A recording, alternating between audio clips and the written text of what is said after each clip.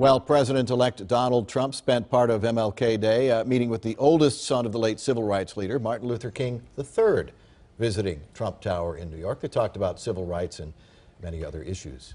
And America will be watching and listening to Friday's inaugural speech, but few of us with as much knowledge and insight as Dallas attorney Talmadge Boston. He is the author of the recent book on past presidents called Cross-Examining History.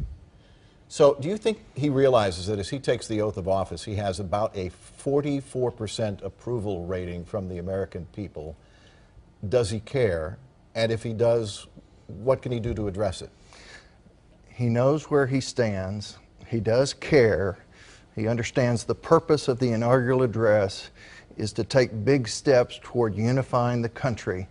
And one thing we know about Donald Trump is he did not take this job to fail.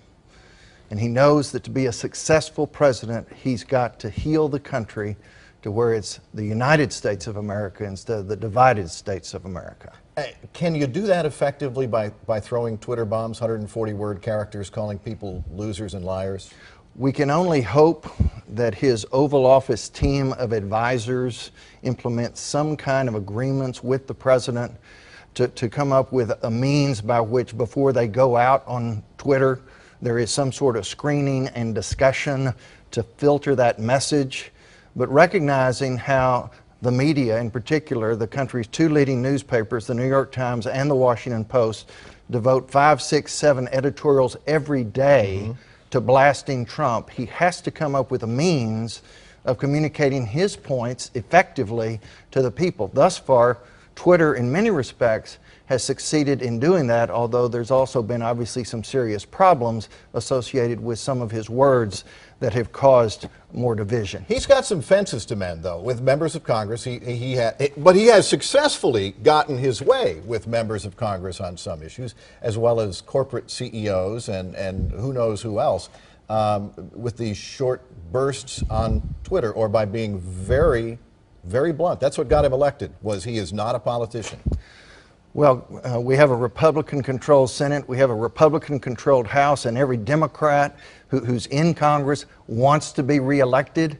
And seeing the recent election where so many Democrats lost their seats, both in the federal government and the state government, they realized that by crossing too hard against Trump's message, regardless of what this percentage approval rating is, they risk not being elected. I mean, look at President Obama. Right now he has very high approval ratings, and yet he was totally repudiated in the election. Trump has lower approval ratings, and yet he was elected. And he's got to keep in the message of his inaugural address, we are a republic. It is the republic form of government that created our system by which we elect presidents. I was elected. I'm ready to serve. He is not the first president who has promised to remake the federal government. That is a promise that has been made by Democrats and Republicans alike, and many of them in recent history. No doubt. I mean, it really kicked in with President Ronald Reagan, where he said in his inaugural address, government is not the solution to the problem, government is the problem. And I think Donald Trump sees along those same lines in terms of the people who elected him do not favor big government. They favor less interference in their lives. They do favor government which is going to stand up and protect their jobs in the United States and make sure they don't go abroad. And he's already, during his president-elect timetable, succeeded in keeping jobs here. I got a blast just before we came on that Walmart has just announced that it's going to create 100,000 new jobs in the country.